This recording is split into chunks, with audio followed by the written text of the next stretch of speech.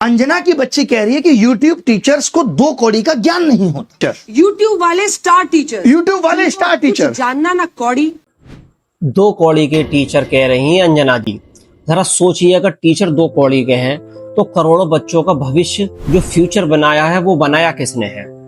यही online teacher हैं जिन्होंने छोटे शहरों और गांव के बच्चों तक शिक्षा पहुंचाई है इंटरनेट के जरिए। और यही लोग हैं जिन्होंने लाखों छात्रों को कम फीस में तैयारी करवाई है। और यही लोग हैं जिनकी क्लास देखकर कई बच्चों ने अपने सपनों की शुरुआत की है। लेकिन पॉइंट की बात यह है, किसी भी क्षेत्र में अच्छे और बुरे लोग हो सकते हैं।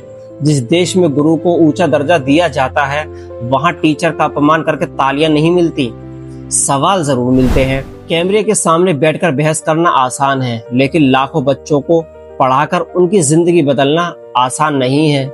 याद रखिए, टीचर की इज्जत कम करने से कोई बड़ा नहीं बनता, क्योंकि जो फ्यूचर बनाते हैं ना, उनकी कीमत शब्दों से नहीं आंकी